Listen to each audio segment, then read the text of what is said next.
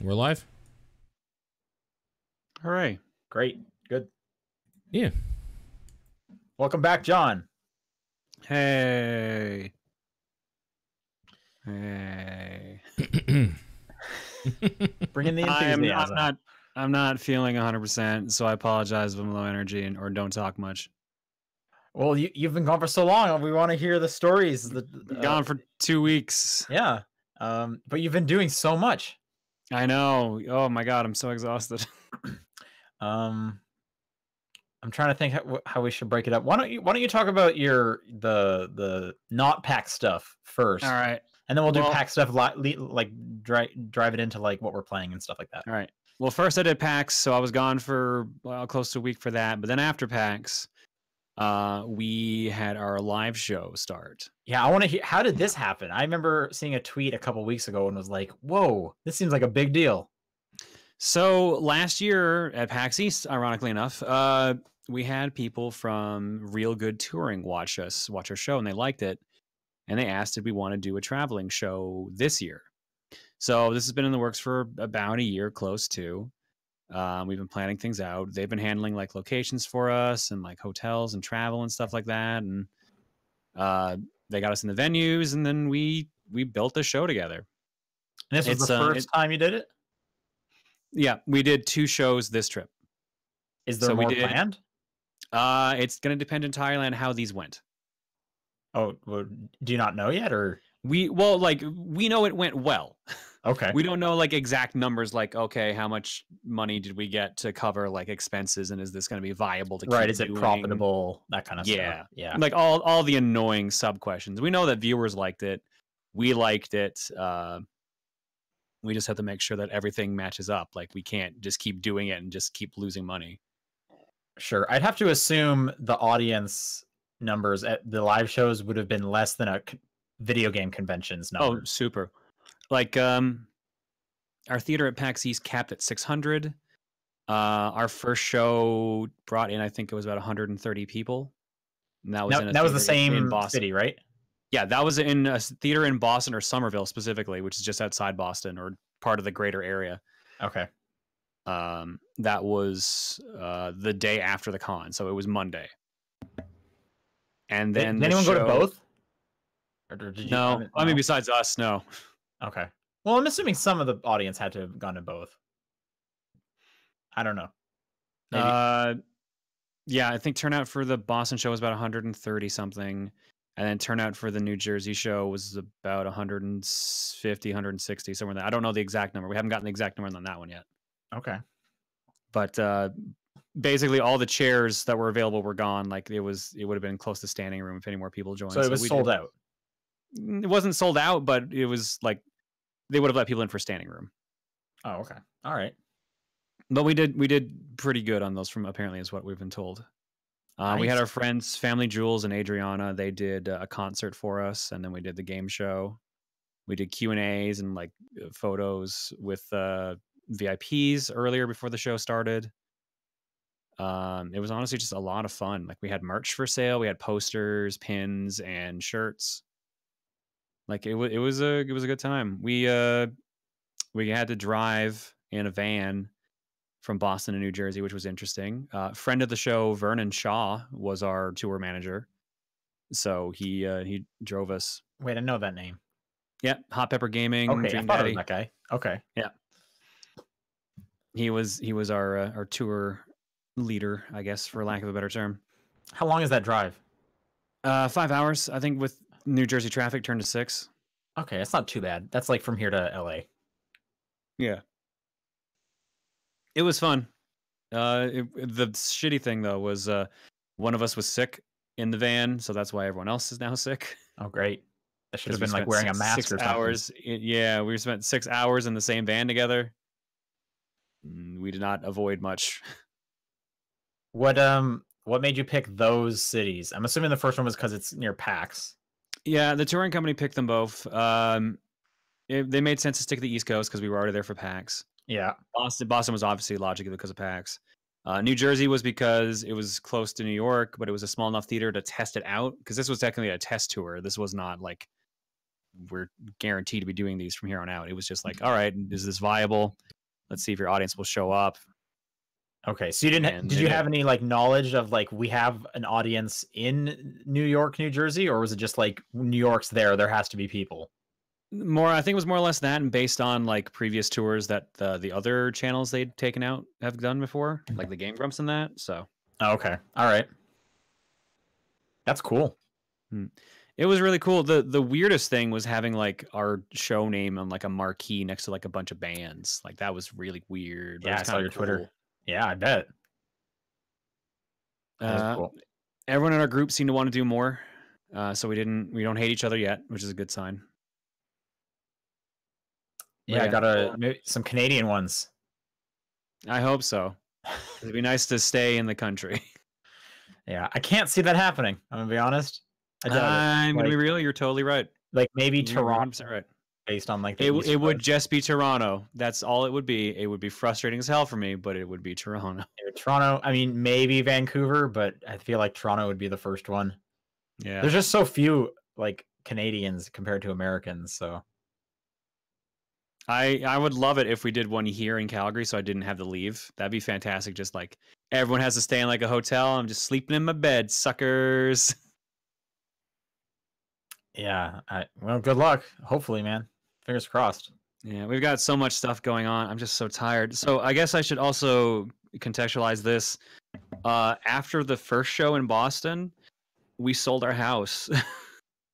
Oh, that's right. Yeah.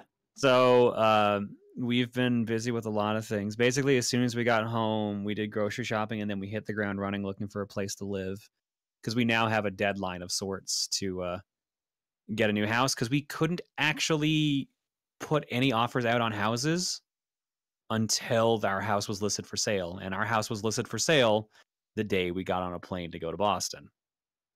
Oh, okay. So like, have you found a place? No. I would assume that would take a while. It's going to take a bit. We got to hope to God that we can move in before we run out of time on this one. So, okay.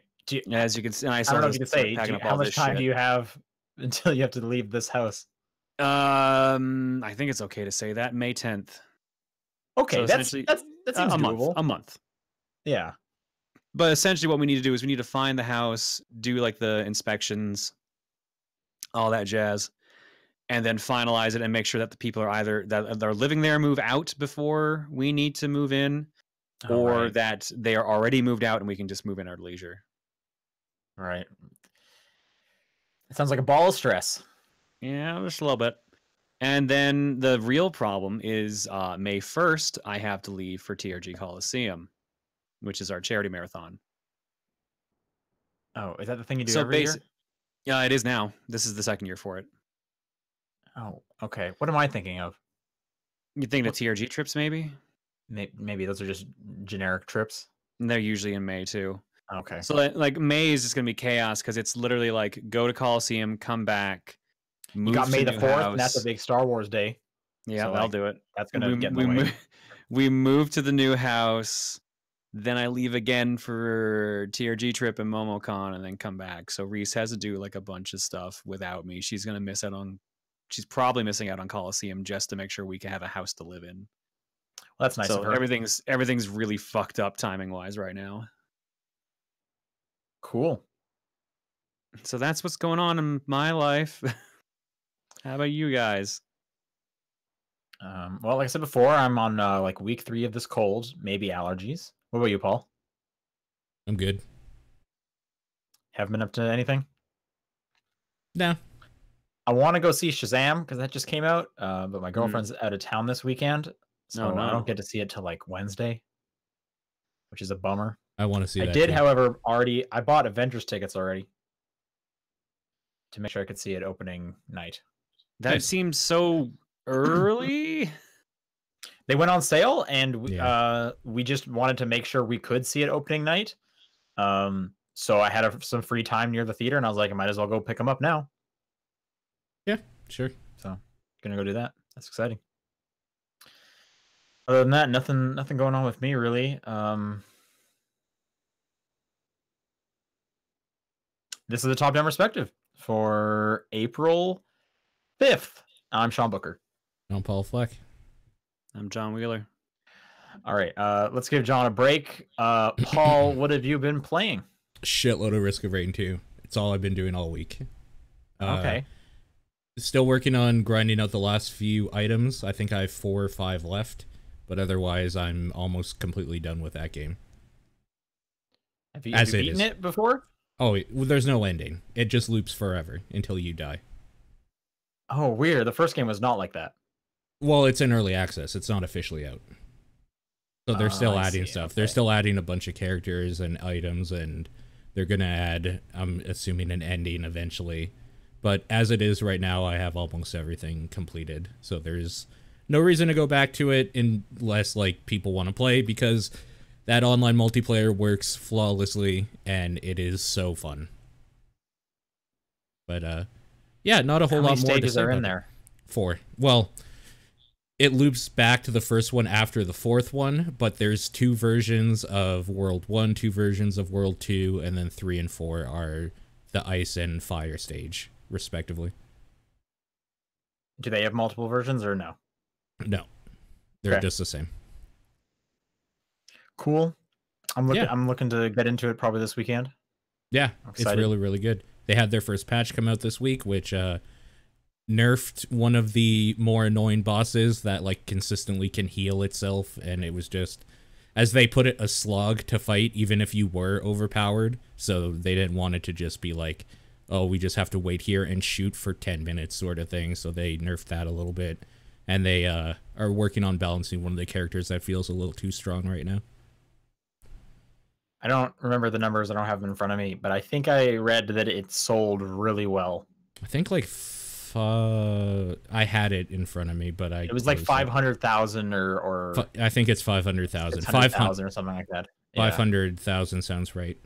Good for them. Being out for what, 1 week? Yeah, no.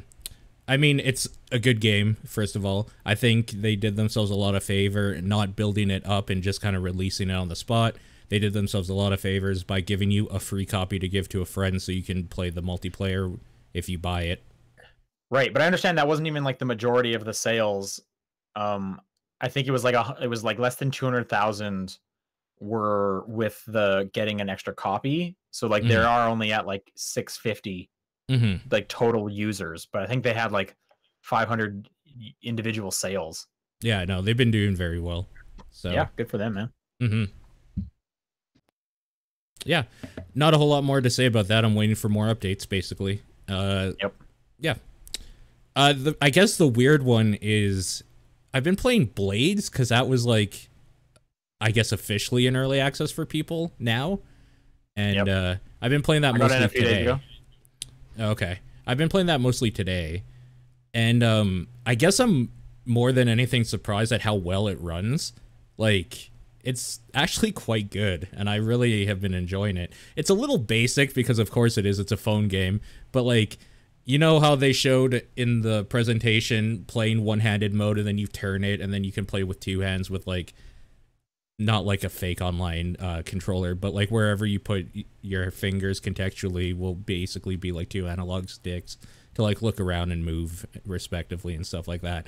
Like, it works completely flawlessly for me, and it's been kind of just a fun like thing I've been doing in my downtime today between chores and stuff, of just like, I'm gonna do this mission to save some people and get some like wood to build a blacksmith, I think is like the first like thing other than the town hall in your little city building experience thing.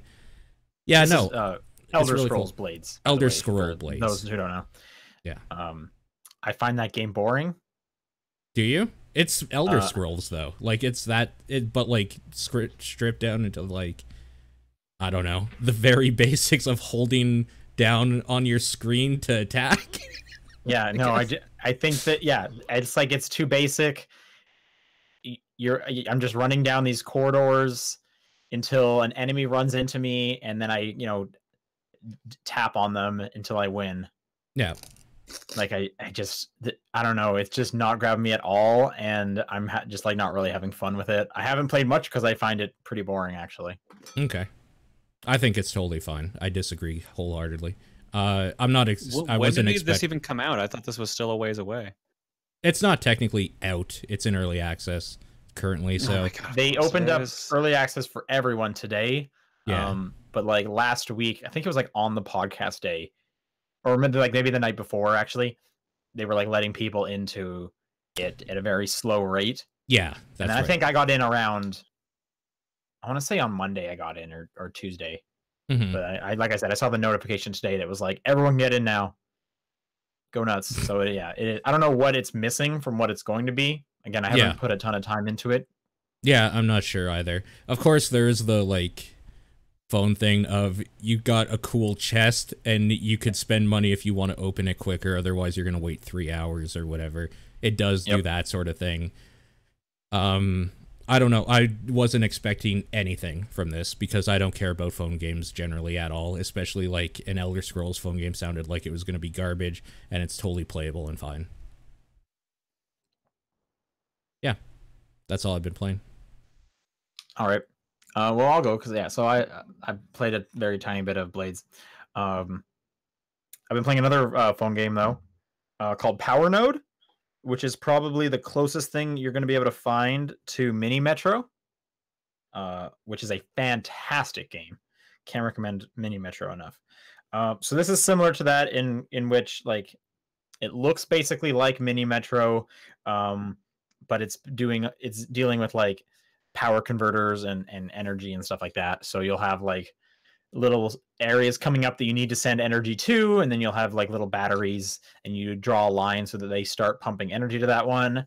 But then you'll get some, I don't know, some numbers that'll be like a 9, and you have a 4 and a 5, so you need to combine those into one thing, and then draw the 9 to the 9, stuff like that. And then it gets harder when they start adding in like negative power numbers, and you have to like subtract away because you're doing too much power and stuff like that. And it's, similar to Mini Metro, you're figuring out what's the most efficient way to send the energy where it needs to go without it taking too long, because you have to attach like multiple batteries to multiple nodes.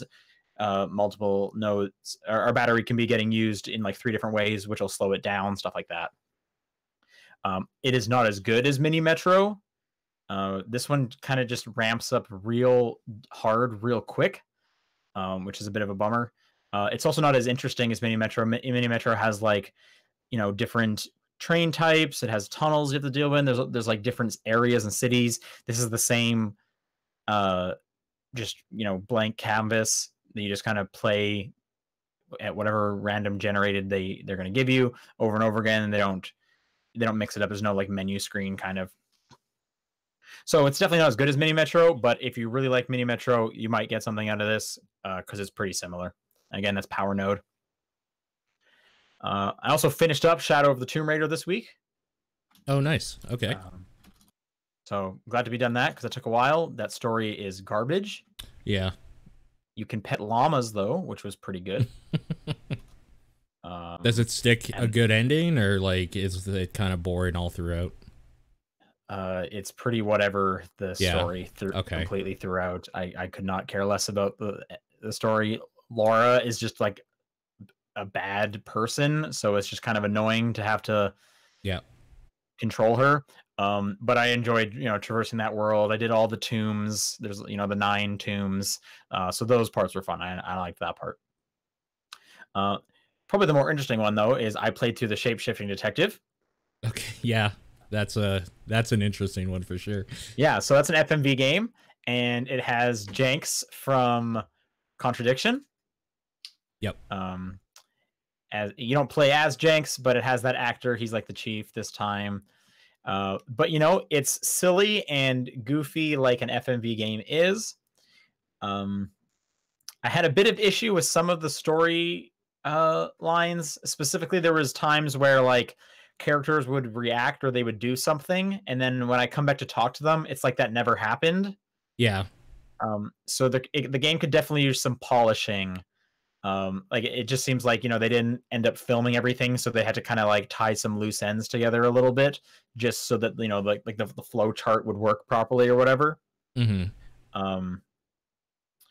it's fun. You're a detective that can shapeshift into every person you come across, and then you need to have specific conversations with specific people, and it gets weird and silly, and the storylines are goofy. But that's what's fun about FMV games. So yeah, I played through that. It has multiple endings, which is kind of cool. Yep. I don't exactly know how they change or what triggers them to change. Paul, I'll probably talk to you afterwards about like who the killer was in your games and whatnot. Sure. Yeah. I gotta remember, but yeah. Yeah, I don't want to spoil anything for if anyone's interested. But yeah, if I was playing this on Xbox, so I beat it once, and right now I'm just kind of skipping through my second playthrough to kind of get some of the achievements I missed and see some of the other paths that I missed out on. Right. But that's a good part. There's one part where Jenks does a very like Jenks thing. I wish there was more of that. It involves him with like 2 photographs. Are you remembering any of this, Paul? Nope. Okay. Well, anyway, yeah, that's the Shapeshifting Detective, and that's a good time. All right, John, tell us all about PAX East. All right, let's do it. First and foremost, I went to PAX East. Just wanted Nice. to bring, Sweet. Just wanted the impact of that. Yep. No, all you got was lactose intolerance. All I got was lactose intolerance. It was great. Yep. No, and Concrete, great together. I went up early for a couple days to go visit my mother-in-law, so we hung out there for a bit. Did a bit of gaming there, and on the way to PAX East, I played Power Rangers Battle for the Grid, which is the Power Rangers fighting game that came out. Right. Yeah. Right. Like a week or 2 ago. It exists. It exists. Mm. It is a budget fighter. Yeah. But it is kind of fun for what it is. Like if you're just looking for like a cheap fighting game, it might be up your alley. But it's not going to be the next Marvel or anything like that, unless they put a lot of work into it. But do you like it? I thought it was fun for what it is, but it only has like 8 characters right now. 9, I think, actually. So, there's a season pass you can get that adds another 3 down the line. So, my issue with the game is you can tell it's a studio that really wanted to make a good fighting game, but they don't have the experience or the budget. Okay. So like there's moments of a good game in there, but I think it's just a little buried, unfortunately. So maybe if they're allowed to make a new one, or if they get to do more seasons of DLC, maybe it'll be worth picking up. But right it's like now, $20, it's like, isn't it? American? Yeah, it's $20. Yeah. If you're a Power Rangers fan, though, is there anything there, or is there like cool nostalgia stuff? It's all right. Like almost everyone's Mighty Morphin. Trying to think of who aren't. Magna Defender, one of the characters from SPD, Cat. They have a bunch of the comic book characters. So Lord like Drakon, which is like evil Tommy. Right. And Goldar is playable. The Mastodon Sentries, which are from like the Lord Drakon storylines, and the Ranger Slayers, which are just reskins of the Black Ranger and the Pink Ranger, basically. Sorry, I'm also checking housing stuff at the same time. Yeah, so like it's okay. It's a decent beat 'em up. I also spent time playing through obviously the game we're going to be talking about for the Patreon podcast after, which is Ape Out. Yep. And I played through Shantae Half Genie Hero on the Switch. All right. I think that's what you were playing before you left. Yeah, I just started going back to it, and then on the trip I actually managed to finish 2 of the modes, because there's 10 modes in the game. Wow. So I beat normal story mode, and I beat risky boots mode, and I started working on Friends to the End mode, and then there's like another 6 or 7 modes left in that game as well. There's a lot of content in that game, but each playthrough of the game gets progressively shorter and shorter. So, Ranger Slayer has actually brainwashed Kimberly turned good. Oh, okay. All right. Got some Power Rangers fans in the chat, I guess. I haven't read the comics with the Drakon story, so I don't know. But yeah, no, Shantae's fun. Recommend it. I'm excited for Shantae 5. Found it funny I was playing through 4 when 5 got announced. Other than that, I actually went and played new stuff at PAX East. Nice. There's some Let's cool talk things about on it. this list. All right, let's talk about first and foremost. Apparently, this was the Renaissance year for Ninja Gaiden style 2D platformers because there was Cyber Shadow, there was the Messengers DLC, Picnic Panic, and there was Katana Zero. Now, I didn't bother playing Katana Zero because that's out in like a week. But I did. That play... one's like super like neon-y, isn't it? Yeah, but like it's very much like a hack and slash kind of game where it's also like super brutally hard. Yep.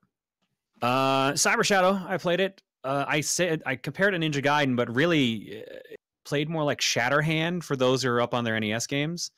It's a ninja game. You run around, you have shurikens, you have blades and stuff. You buy power-ups with getting collectibles. There's hidden walls you can break down for secrets and stuff like that. It's got knockback, insta-kill. It's a brutally hard platformer, but at the same time, like, seemed fair in a way because it was letting you restart the stage with no life counter. Okay. So it definitely seemed like it would be interesting to pick up. I'm excited for when that comes out, but they have no release date for that other than this year. The Messenger Picnic Panic. This was the DLC for the Messenger, which is currently slated for summer, I believe is what they said. Yeah, I don't know. Is this free? Yes. Okay. If you have the game, it's free DLC. I thought it was free. Okay. The demo they had there was just the first stage of the game, which is like a turbo tunnel style mini game where you are jumping up and down, dodging like obstacles and like jumping on enemies to kill them. And then you have to fight a boss like that. So I enjoyed that. It was a nice challenge. The only problem was the demo they had there was you choose which one you wanted to play, the original game's demo or the new DLC demo. And one demo was way longer than the other. So waiting in line for what I thought would have been short took a lot longer than it needed to. Oh, wait. So the Picnic Panic was longer? No, Picnic Panic was shorter. It was the actual Messenger demo.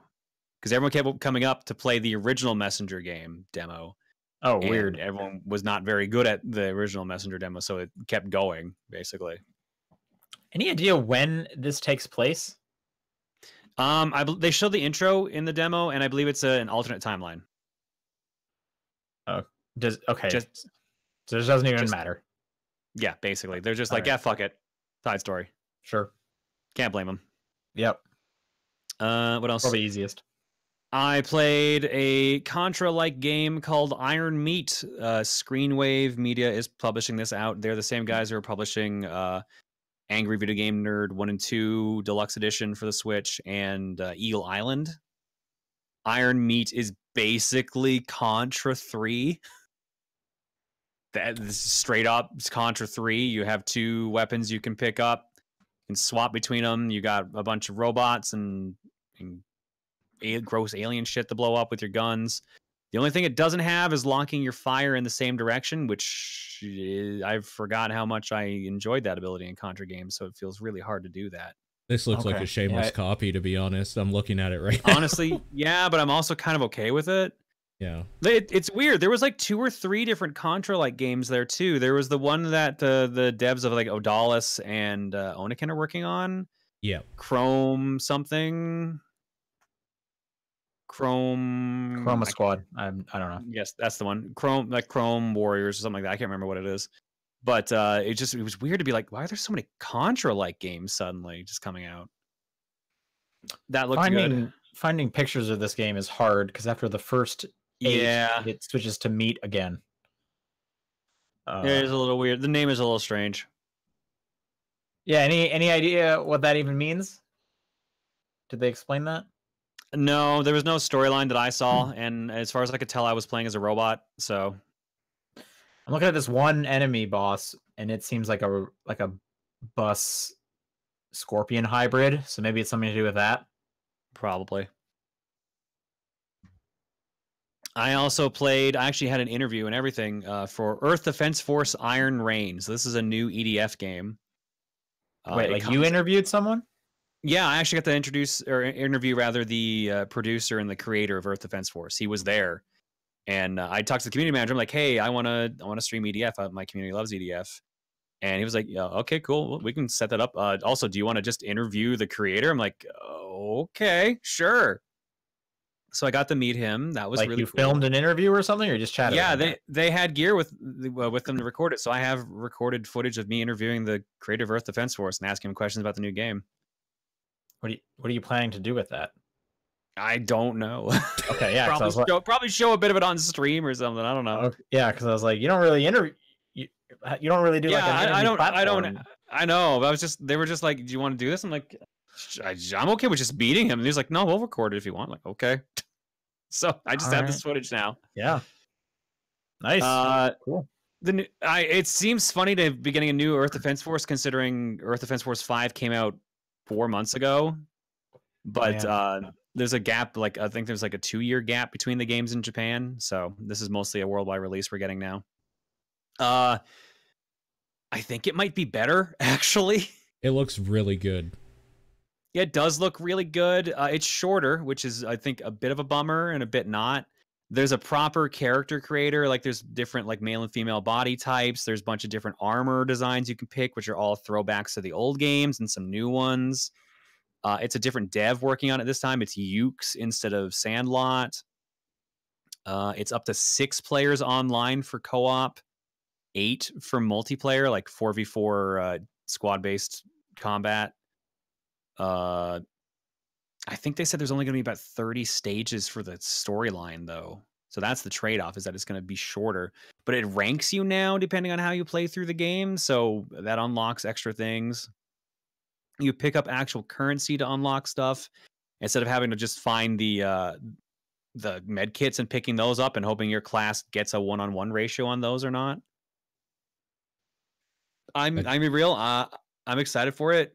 If I am not sick next Friday when it comes out, I'm going to stream it. Maybe even earlier if I'm lucky. This guy's riding an ant. Yeah, that's one of the new classes they put in. You literally can just control an ant and start just fucking shit up. They renamed a bunch of the characters, like the wing divers, like something else now. Oh, this is the big thing. Every unit can use every other unit's weapons. So now you're not limited to just like being a soldier if you want the rocket launcher, or being like the vehicle summoner if you want to have the cool shit like that. You just, no matter what class you are, you can just kind of fuck around with that. So flying around as a wing diver and using like bazookas was really fun. Yeah, that's huge. For sure. There's also like an overdrive system where like you reload your weapons ultra fast. If you're a wing diver, you don't run out of flight power and stuff like that. It's like a panic attack that everyone gets, or panic move. Is that Godzilla? What the fuck was that? Probably, because that's been in a couple EDF games. It's a big lizard of some sort, anyway. Yeah, that's probably. Either way, like it seems like it's going to be good. It comes out next week. I'm excited. Yeah, this looks good. Expect me to stream that if I'm feeling good. This one I'll pick up. I didn't pick up 5. I've picked up 5, but I never played it, so I feel bad. Yeah. But they said interview. Get all the hot scoops. Yeah, so the creator was like, "Hey, we know that people like the series in the US, but we wanted to try a spin-off that's more geared towards the US audience, which is why they made this one. And it's got like a lot more quality of life upgrades than what the Sandlot normal games have. So yeah, like if you kind of like EDF and find it a little squirrely, maybe try this one out. Because it might fix some of the problems you have with the series. I don't know. I was enjoying it. Yeah, it looks good. I got to try out Indivisible and Bloodstained Ritual of the Night. They're both being published by 505, so they had a little time for me to go check out stuff. Indivisible is the game that the Skullgirls devs are currently working on. It was a Kickstarter game. It plays like Valkyrie Profile, but it's also a Metroidvania at the same time. This is the one where you switch between the different party members, right? For attacks? Yeah. Yeah. I love the way this one looks. Yeah. It plays real fun. I liked it. Little jank in some of the combat things I had to figure out. That's because I just haven't played a Valkyrie Profile style game, so I didn't know, like, the demo threw me in a little bit later, and I was like partway through someone's demo, so I didn't know all the moves, so someone had to guide me a little bit. So I had to figure out, like, okay, this character, if you use this like combination of buttons, like down and attack, they'll heal us but if you do up an attack, they'll break like the guard of the enemy you're fighting and stuff like that. There's like a parry system where if you do it perfectly, you actually heal instead of taking damage, stuff like that. Like it seemed fun. As someone who's known about Valkyrie Profile but never actually played it, it kind of got me interested in those games. So that seems worth it. Man, I like the art style so much on this game. Those creators know how to do animations for fighting so well. Good lord. True. Yeah. I also had to play Bloodstained Ritual of the Night for a bit. I'm still super pumped for that game. That game, honest to God, felt like I was playing Symphony of the Night again. Like it had that feeling down pat real well, but just felt like a more modern version of it. So I'm excited for that. I don't know what else to say other than that it controlled really good. Movement was fun and fast, bunch of different weapons, and I glitched the game. That's all I can say. Oh, really? What happened? I used a weapon while going through a doorway that got me stuck in between screen transitions. So, but apparently this is also the demo they had for a while. So like that's been fixed by a long time ago. Is that coming out in July? I want to say June, actually. June. Okay. Well, that game should finally come out. It's been long enough. Yeah, I'm excited for that. Wonderling is another game I played.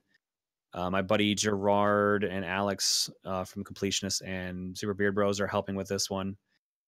This is a game where you basically play as like a Goomba, and you're trying to get. Look, I've always wanted. I know, but you're trying to get revenge on like the enemy, or I guess the good guy. Technically, they're trying to save the princess, and you're trying to stop them. But you were actually like an enemy that was killed and then given back powers. The power is that you can jump, but you constantly are running forward. You cannot turn around unless you hit a wall. So you have the platform through like this world where there's all like these spikes and things that'll try to kill you, but your only power is just like jumping while running like automatically. But then you pick up other things later on, like the ability to fly for a little bit of time, like a midair dash, like stuff like that. It was really fun. Sounds like a runner. Sort of, but like it's a platforming runner because it's like Super Meat Boy. Super Meat Boy one? Yeah, that's a better comparison to Super Meat Boy Forever. Okay. But not as brutal. I guess like imagine a slower paced game like that. Well, I haven't played Forever, so I don't even really know. Where's that game at? It was supposed to come out this month, but they delayed it, I think, yesterday. Oh, okay. They were on pace to hit April, but they want to just make sure it's actually good when it comes out. Like to fix all the bugs, they wanted to delay it by at least a month. Yeah, cool. No. There was a couple other things I played, but I do not for the life of me remember their names because I caught them last minute for a quick demo. But pretty much everything I played at PAX I enjoyed. So yeah, good. Was there a lot of indie stuff this year for small? Lots of indie stuff that was real good, and there's so much indie stuff I saw that I never even got a chance to touch. Of course. The show floor was kind of crazy this year because there's no Twitch booth, but all that space got taken up by like Oculus. Facebook Gaming Oculus had a huge booth, like gigantic. Okay. Trying to think of what else. Sony was there with some stuff. Microsoft. Fortnite had a big booth. And there's a bunch of games like that had demos I never even saw. Like someone told me Samurai Showdown had a demo. I had no idea what booth that was even in. Almost everything had huge lines. I was super disappointed I didn't get to play Streets of Rage 4 or Windjammers 2 because that lineup for that booth was always over 90 minutes. Wow. That's insane. Yeah, it was crazy. But no, lots of cool stuff coming out this year. A lot of smaller cool stuff. Exciting. And that should wrap up all I've been playing. Let's do some news. All right, what do I got here? Some people found maybe what the next Assassin's Creed is going to be based on some stuff inside of Division 2. It's looking like it's going to be Viking themed. Okay. Codenamed Valhalla. Sure. Which that sounds good to me. I liked God of War quite a bit. So I'm ready for some more Viking stuff. Why not? And no word on when that's coming out. We know there's no Assassin's Creed this year, so theoretically next year we'll get a Vikings Assassin's Creed game. So that's cool. Yeah. Nintendo announced that Super Mario Odyssey and Breath of the Wild will be getting updates that will support the new Labo VR. Super Mario Odyssey is getting just like a side, like few little stages that'll work with the VR, its own separate thing. Surprisingly, Breath of the Wild is going to be fully supporting VR. You can play that whole game in VR. Which is kind of crazy. Sounds absolutely insane. I'm super curious what that's going to be like, because that can't be a great VR experience with like the low resolution of that screen and whatnot. Yeah. They don't really show what any of these will look like. They kind of just have the games and they say this will also be VR. So who knows? The VR goggles are launching April 12th as a reminder. But I'm actually kind of interested in that, because I'm curious what those two experiences would be like. Mm-hmm. But yeah, guess we'll find out. The Valve Index, which I didn't look into this at all really, but I guess this is Valve's in-house VR headset. It's shipping June 15th. Pretty interesting. It's weird how we always just think about like the Vive in relation to Steam's VR, but that's HTC. And then this is their own one, which I'm now seeing this tweet is not linking to any of it, so I can't get any of the info. What is this? Index. Give me some info on it. I do know that it's term outside-in tracking, so it still requires camera sensors, as opposed to like the Rift S, which is inside-out tracking.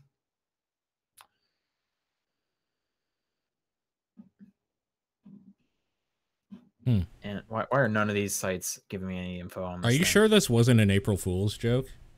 Because it was posted on April Fool's and none of these sites work. No, the Steam still has it up. Store.Steam powered Valve Index. Upgrade your experience, May 2019. Okay. Pretty sure this is not an April Fool's because thing. When I click on that, it doesn't take me anywhere. Well, I'm going to send you this link in the Discord. Oh, wait, can you see links in the Discord? Not without breaking video, so no. Okay. Well, I don't know how to get you this link, but what if you just search the store for Index? Does it come up, Ben? I'll take a look. Nope. It's not. Great. That's cool. I don't trust anything that was posted on April 1st on the internet. That's just a thing. Well, it's if you go to store.steampower.com/sale/valve_index, there's a site. There's a web page. Okay. I'm confused why it's so hard. It's not even in their hardware section. What is going on with this? Maybe this is an April Fool's joke. Because somebody posted a picture of about the hardware, it says the lorem ipsum thing that is a copy pasta for before putting in your normal stuff. I'm pretty sure this was an April Fool's joke. I don't think so. Okay. Anyway, I guess we'll find out more. I'm seeing other articles now talking that it was published by mistake and then quickly taken down. Could be. On sale June 15th. I mean, we'll see. They'll come back up if it's true, so that's fine. Yeah. PC specs are here, which is not terribly interesting. Accompanying Knuckles controllers. Oh, the full reveal is going to happen on May 1st. Sounds like. Okay. Okay. So I guess we'll find out in a month. So they probably screwed up and put like 0401 instead of 0501 for like a release or something. Yeah, maybe on the website. Yep. Yeah. Okay. Anyways, we'll talk about more of that. We'll talk about that more next month. For sure. This is not super interesting, but Starlink is going to stop making toys for any future updates. I forgot they did that, to be honest with you. Yeah, if you don't remember what Starlink is, that's that Ubisoft spaceship game where you like attached the ship to your controller, and then you attached like little toy pieces to the ship, and that would like change your ship in game. They're gonna stop making toys for it, which I don't think that's very surprising. I don't know anyone who talks about this game, but that's the only place you can get your Star Fox action on, I guess. Yep. So, Star Fox fans. I would say probably the most interesting news this week was this Anthem story over on Kotaku from Jason Schreier. Once again, Jason Schreier just putting in work, putting in some real good scoops. He published this real long, extensive look at kind of what happened to Anthem and why it ended up being the way it turned out when it launched, and still kind of is. It's still a weirdly broken game. I have a lot of conflicting thoughts on Anthem. It's a weird thing. I want Anthem to be good. I'm not gonna summarize this article, but I guess kind of PSA if you were interested and curious about Anthem and what went wrong, and you kind of like behind the scenes looks at some game development stuff, I would definitely recommend this Kotaku Anthem article. Sounds pretty similar to like what happened with Mass Effect Andromeda. And they even touch on that kind of stuff there in it. One thing I thought was super interesting that I'll just kind of pick out of this article was apparently a bunch of the devs wanted Dragon Age Inquisition to fail because it was this horrible work environment that led to it, but then it ended up being super well received. So they just kind of, the management just kept going with it because they, got positive reinforcement, obviously. So I thought that was pretty interesting, but yeah, check that out if you're interested. The Genesis Mini has been announced. I don't think the full list of games has been announced. Nope, they've only listed 10 games per region. Right, so there's a US region and a Japanese region. Is there a Europe one this time? Yep. So they've done 10 for all three. Is that the case? Japan, Europe, and North America. Yep. Right. From what I understand, North America is getting the 3-button controller, and Japan's getting the 6-button controller. I've also heard that, and that's frustrating because the 6-button controller is way better. Yep. So I've been hearing. So I understand the D-pad is better on the 6-button controller. Yes, miles better. But what I was hearing is there's not a lot of like 6-button games that you would super want, at least not the Genesis version of them. Yeah. So maybe that's kind of the argument. Yeah, but why bother with the other two then? I don't know. I don't know why you don't just do the 6-button controller. But the argument out of the D-pad is, that's not okay. What if they just improved the D-pad but still gave you the 3-button controller? Like they gave you this weird hybrid. Then I'd probably be okay with it.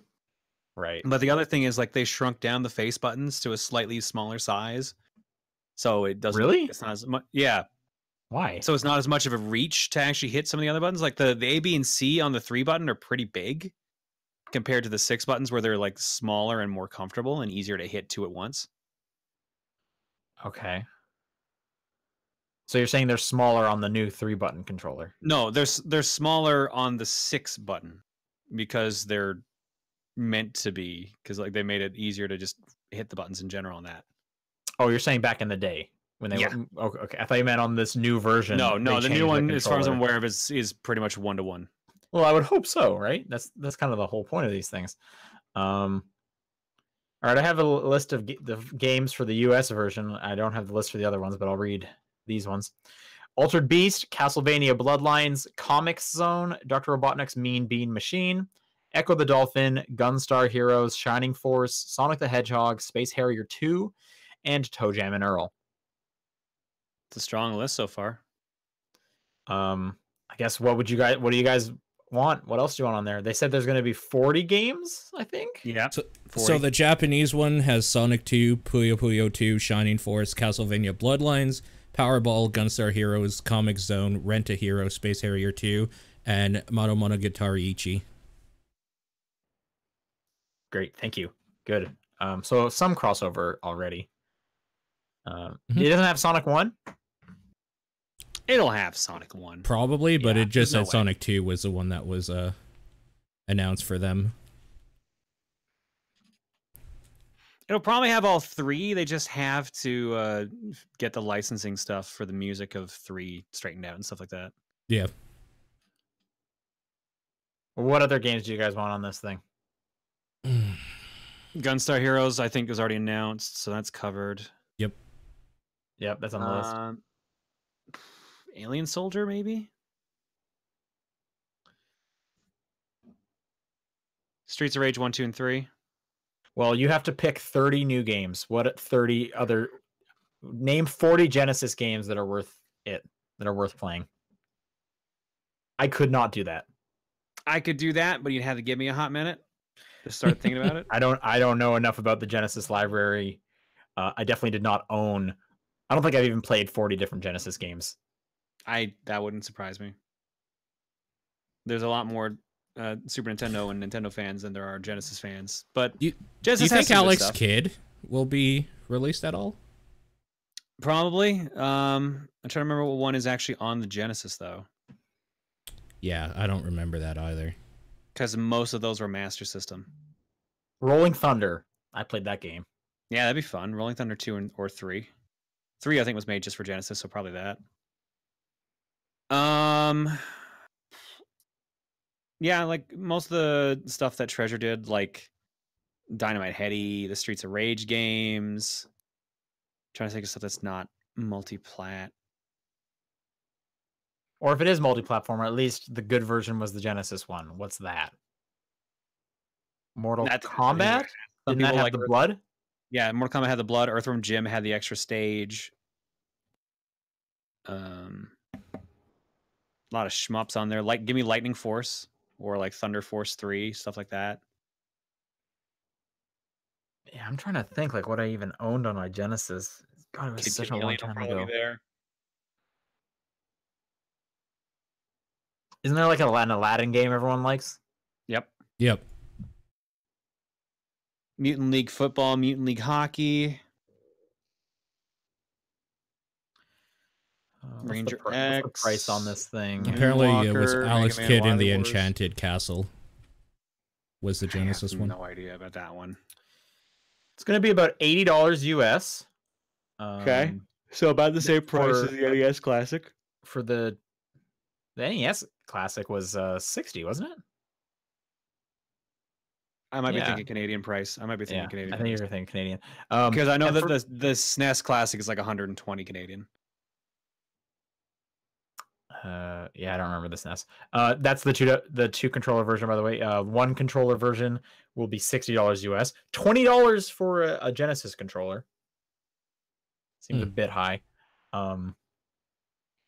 40 games kind of worries me. I know it's more than all the other ones have done, but then you're almost getting up there to like the 100 games in one territory, and those are just bad. Well, now here's the thing: like Sega does collections like this all the time. So, like, is it gonna be? It seems like so far it's gonna be different enough because they got Castlevania for starters. They'll probably try to get Contra Hardcore as well, like just to get all the Konami stuff they can. Sure. Yeah. I don't know. Are you gonna get it, John? You buy all these? Probably. Even if it's bad? Probably. You bought a PlayStation one. I did because I heard it was easily hackable. Okay. Did you hack yours? I haven't opened it. Oh, okay. Well, it's currently in a storage box because everything I'm packing is packing up right now. All right. Last but not least, and probably most importantly, they've announced the Jackbox Party Pack 6 is coming this fall. Nice. Absolutely no info about it. There's a picture of 5 dogs on their Twitter when they announced it. I don't know what that means. Actually, I want to say I heard some of the sequels that were announced, and it was like Murder Party 2 was coming and stuff like that. Nice. Which that was a good one. But anyway, I'm just excited that more Jackboxes is coming. That was great. So, yeah, bring it on. Agreed. All right, let's do some questions. Let's start off with some episode names, though. All right. And these are 2 weeks old, so it's going to be even harder to remember. Yeah. All right. Okay. So starting from January 27th, welcome to the first episode of Top Down Perspective. And I'm assuming that context for that is because it was the first one after we had done the Game of the Year, so the year can officially start again or something. Or are we restarting? I don't know. When did we say season 2 started? I don't know. Like maybe that was that episode. Maybe the it was first that one? episode. Yeah. I thought that was more recent. That's my guess. Something about the season 2. Anyways, that's my guess anyway. Context. Stumbling a bit during the intro, you said this was your first episode and ran with it for a while. Okay. I don't remember that at all. Yeah, me neither. 4 days later, because apparently our schedules were kind of messed up or something, on the 31st, Dabness Returns was the episode name. Dabness Returns. I have literally no idea. Almost sounds like we're making a parody of Alice Madness Returns, but with... Oh, actually, I think that's what it is. I think we're talking about American McGee, the Kickstarter. Yep. And they had like a dab or something in it. Yeah. Okay. Yeah, that seems right. I don't remember a dab being in it, but okay. The title of a video by American McGee about his upcoming Alice project that's confusing and probably a scam. He called the video Dabness Returns? Apparently. Amazing. Okay. Whoever was handling the media. I do remember us being just dumbfounded about that whole thing. February 7th. Dracula's trapped by the honor system, suckers. Dracula's trapped by the honor system. I have no clue. Me neither. You got a question about Sorry? Never mind, you got it. Oh, okay. You got a question about anticlimactic final boss areas. Paul mentioned in DuckTales, you just climb a rope and grab a treasure in a race against Dracula. Yeah. I don't even remember that. Next week on the 14th of February, it's like the Fortnite. I don't know, because 14? Were we talking about Apex? Probably. Probably trying to describe it to somebody who's not into gaming, I'm assuming. Okay. That's probably it, yeah. Context. An E3 question came in. Sean and Paul were talking about casual audiences and what they know when it comes to major game news. This is how Sean thinks a casual would describe Apex. So yeah. That's definitely how they would describe Apex. It's like the Fortnite. Yeah. Yep. February 21st, the US government got copy claimed. This was because they had a site with recycling or something. I remember this because I thought it was hilarious. And right. Someone wrote in and it was like they took Yoshi's Island's music or something like that? Yeah. Something like that. Context. A story came in where the EPA stole Yoshi's Island music for a game about recycling. Oh, it was a game about recycling. My bad. February 28th, my favorite thing to do on a Friday night is get into that gamer state. I think I said that. I don't remember why. I think it was about somebody asking something about how do you like get good at video games or something. You kind of like go into like just No, you know what I think it was? I think it was someone asking like it wasn't the gaming sins, but it was like how do you like not mess up when you're like concentrating. Yeah. When you're concentrating, you get into that gamer state. Yeah, I think you're right. Context. A question came in talking about the zen-like trance you get into while gaming. Sean opted to call this sensation gamer state. Gross. Yeah. March 7th, Sad Box. And this was the driveless Xbox, if I remember correctly. Oh, yeah, because it abbreviates to Sad Box, right? Yeah. So context, you guys were talking about the discless Xbox, which abbreviated to Xbone Sad. Sean went a step further and called it the Sad Box. And then last week, I'm glad my car can't floss. What? Oh, I guess not last week. 2 weeks ago. I wasn't here for this, so. Oh.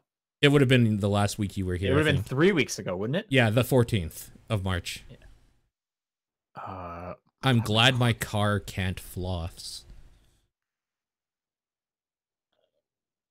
Something to do with Ninja, I guess. Probably. Ninja. I don't Floss, remember. Fortnite. Whatever. I give I up. don't think so. Okay, what is it?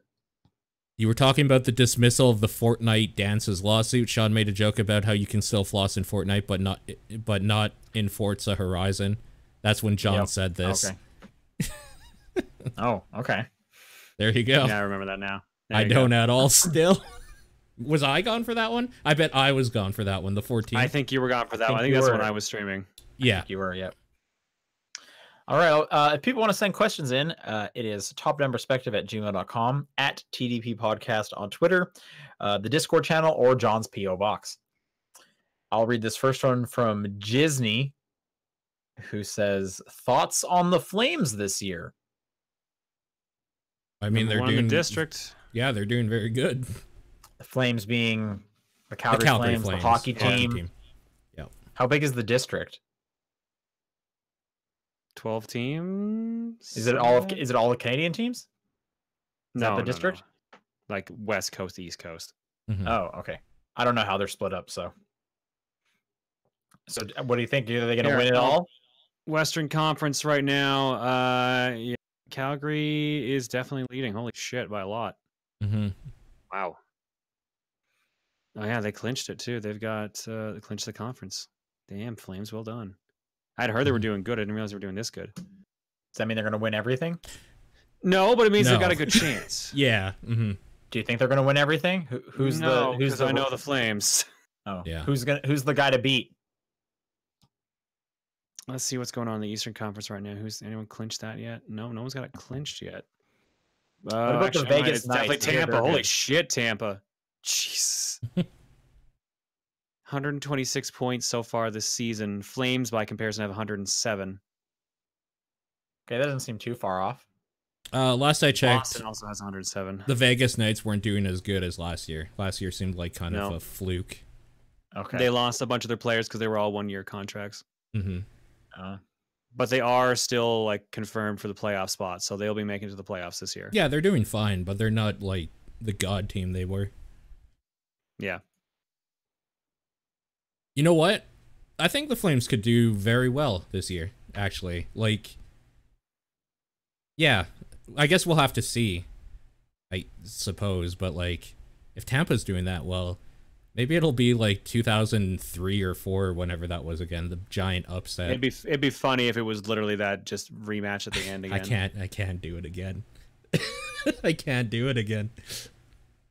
I can't lose in the Stanley Cup in Game 7 to Tampa again. I can't go through it.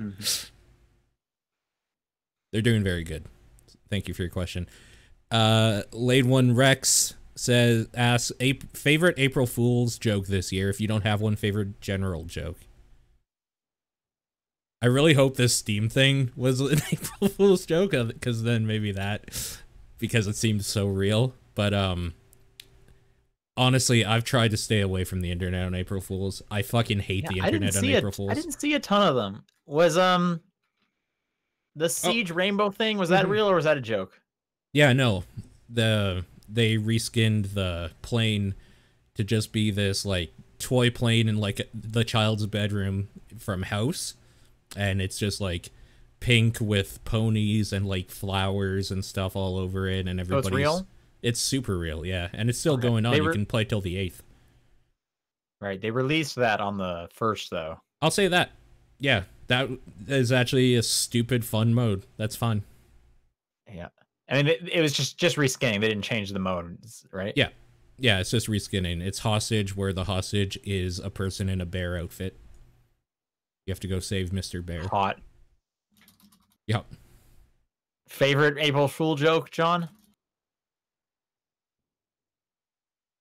Lord of the Rings kart racing.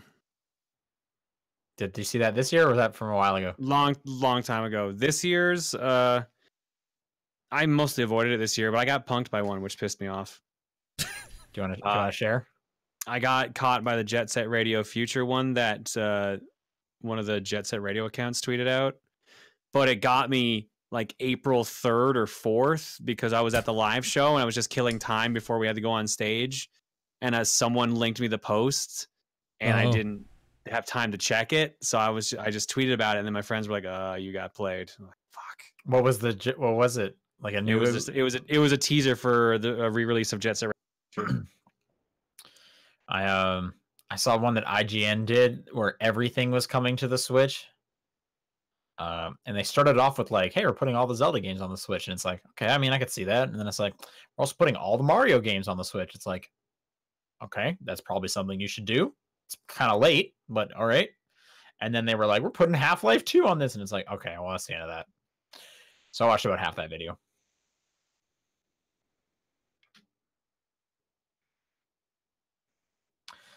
All right, moving on. John, why don't you take this one from Hebrew Lantern?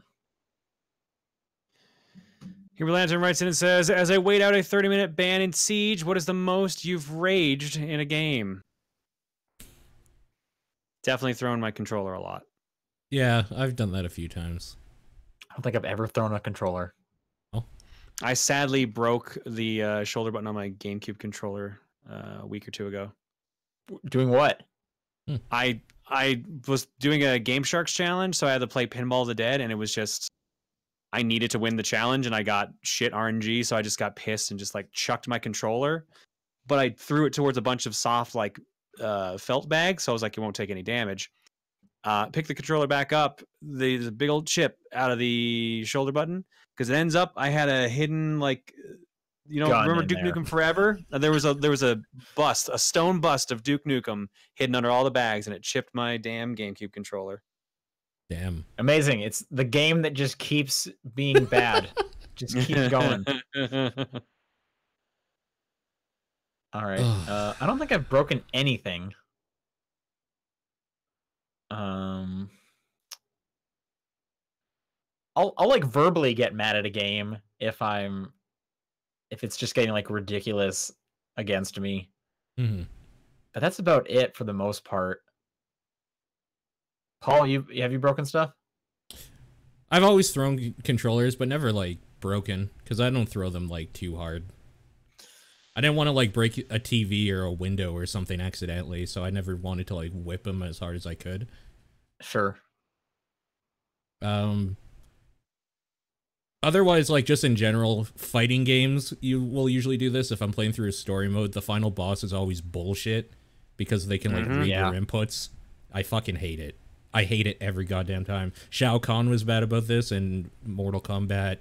I think 9 and X, whatever he was. And 2 and 3 and so on and so on. You could game him a little bit more in those though, because he was stupid at least, and that the AI just keeps getting better and it's worse. Seth was the worst as well. I don't know. Fighting game end bosses are fucking garbage. I hate them so much. Agreed. One press L2P says, if you were to make the story of Smash Ultimate's World of Light into a movie, Avengers parody, I don't really know what that part means, who would be some of your actors for playing the characters? So we're just doing actors for Smash characters, right? Or does something specific happen in that story mode that I No, I'm pretty sure that's what they mean, more or less. Yeah, I didn't finish that World of Light. All right, so we gotta make actors for Smash characters. So who's your Kirby? That's the Danny main DeVito character, right? Yeah, Danny DeVito. Yeah. Son of a bitch! I can't believe we all thought it. Because it just makes sense. Okay, and I know as much as we want to, we can't say Danny DeVito for all of them. God damn it. Pikachu was the other one. Yeah, that's true. Okay, so we got to pick a Pikachu. I mean, at this, should we just make it Ryan Reynolds just because it's easy at this point? Sure. Yeah. Okay. All right. Who's your female Wii Fit trainer? Oh.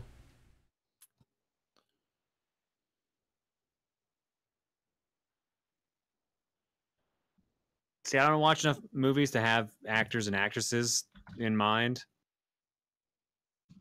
I have one in mind. I just gotta remember her name. Is this like a live action thing, or is this like they're voicing the character? Yeah, live action. It's live action. Okay.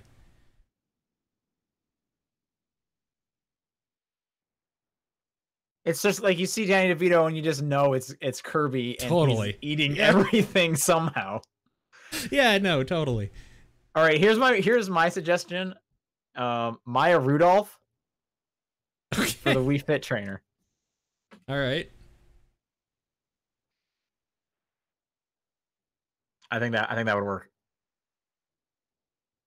Oh my god, there's so many characters. We're not going to go through all of them. We don't have to do them all, but okay, you pick the next character. Let's do a few.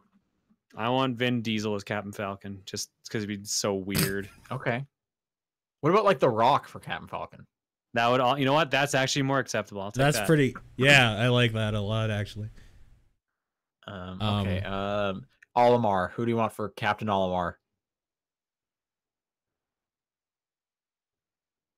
Some of the chat says David Hayter is Snake, and I don't think they're getting the joke here.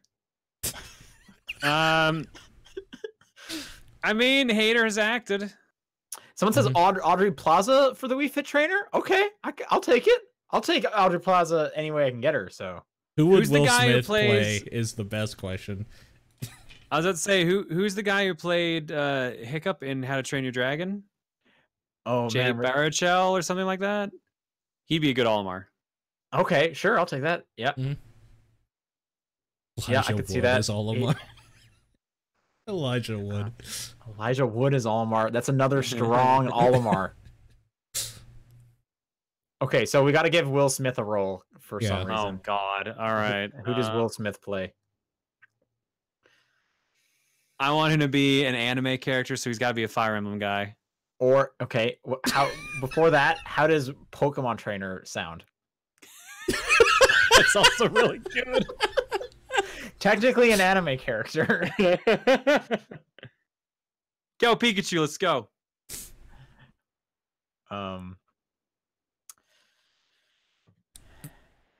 Someone says Will Smith as Bowser. Mm. How about you guys might know? I'm going to say Vincent D'Onofrio, who was Kingpin on the Daredevil series on Netflix, as Bowser. Okay. I feel like he has the presence for it. Someone says Will Smith is Pitt. I think we got Will Smith, but we should come up with a Pitt. A Pitt? And I have one in mind, but I want to hear your guys' suggestions first. Who's the dude who plays Spider-Man right now? Tom Holland? That's a good Pitt. It's almost too good of an answer, actually.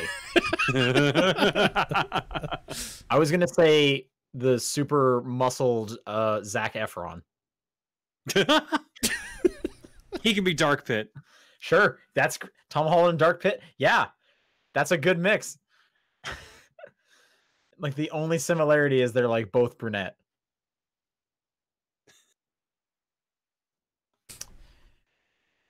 Okay, any other characters we should do? I'm trying to think of a role for John Cena. Through the characters. John Cena. All right. Samus. Yeah. Yeah. All right. Sure. Samus or Zero Suit Samus? To take your pick, really. Zero Suit Samus. There you go. Mm-hmm. We got Jack Black as Bowser, Michael Cera as Villager. John Cena as Little Max, actually not a bad choice. Or Incineroar. Incineroar, because it's actually a wrestler. Yeah. Sure. Okay. I'm down. Yep.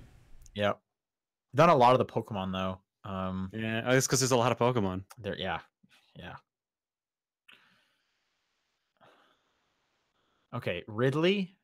This is a hard one. Who would you make Ridley? Who's the dude who did in the Shape of Water, the monster for that, and like Pan's Labyrinth and all that? You mean the actor? Yeah. I don't know who the actor was for the monster in Shape of Water. He was also like Abe from Hellboy and a bunch of other ones. Can never remember his damn name. I don't know who that is. Doug Jones? Does that sound right? Yeah, there you go. Doug Jones. He does good work for like Monsters one, so he'd be a great Ridley. Okay. All right, that's actually just like a smart answer. I was gonna say Willem Dafoe. Also decent. William, I like. No offense to John, I like William Dafoe as It's just that face. as a Ridley. That not only that face, but like the Green Goblin kind of just looks like Ridley. Man. Oh right, yeah. That dude has such a weird look to him, man. That yeah, smile. he does. Yep. I'm playing through Detroit Become Human right now. I've only just touched it a bit. But every time I'm just constantly thinking of Ellen Page and William Dafoe in Beyond. Yeah. Yeah. Someone says Neil Patrick Harris as Jigglypuff. We got a Robert Downey Jr. as Luigi. They mentioned Andy Serkis. That would have been a good Ridley, or any kind of creature. Mm-hmm. Okay, let's last one. Who Steve Buscemi has to be in this movie? Who does he play? Ness. I'll take it. Yep. Hello, fellow kids. What if he plays both Ness and Lucas? And Lucas. There's no real change. They just like one of them has their hat on. They just one just has a hat on and off. Yeah, they just filmed him twice and put him in the scene, Parent Trap style. Okay. If people want to send in questions for next week, it's topdownperspective@gmail.com, at TDP Podcast on Twitter, the Discord channel, or John's P.O. Box. What's your game of the week? Risk of Rain 2. I had to look at what I said I played. Mine's going to be the Shapeshifting Detective.